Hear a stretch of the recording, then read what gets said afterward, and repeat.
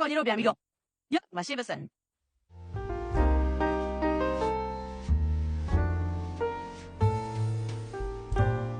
ဒီမှာ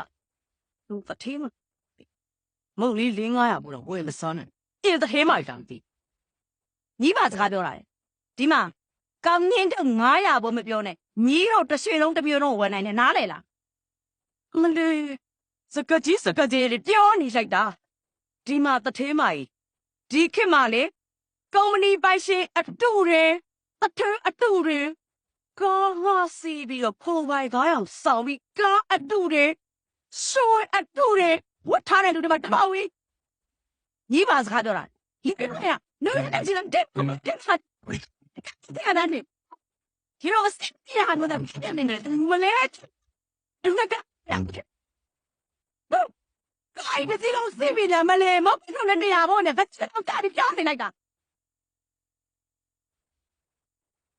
မမရဲ့နမ်းမိုက်ပေါ်မှာရဖြစ်တာမရှက်ဘူးလား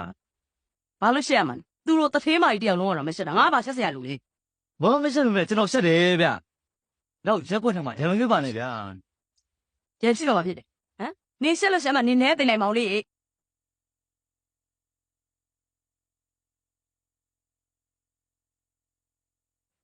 တီရီက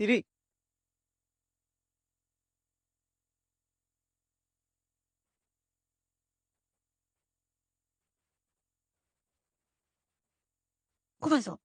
အဲ့ဘာဖြစ်လို့လားတီရီရတယ်ကွာကိုချစ်သူအရင်ကိုလာတာဘာဖြစ်လို့လဲ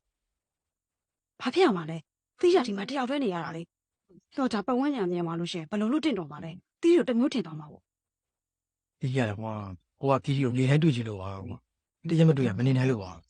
ကိုပိုင်ဆိုကလေတီးစကားတော့ဘာတစ်ခုမှနားမထတဲ့ပါတီရီရဲ့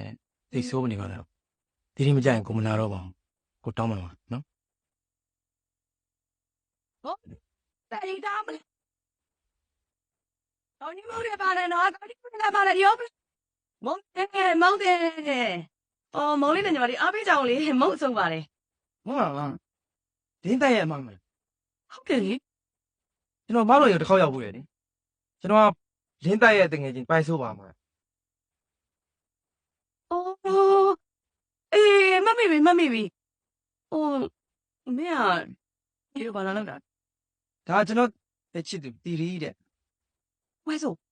ဘာလျှောက်ပြောတာလဲရှက်ရှက်စရာမဟိုတီရီကဒါကိုတငယ်ချင်းရဲ့အမပိုင်ဆိုရေမင်းလေအားလို့ရှိရင်အမတို့အိမ်ဘက်ကိုခဏနဲ့ဝင်ရမသိလားအမနင်းကိုပြောစရာရှိတယ်ဟုတ်ကဲ့မ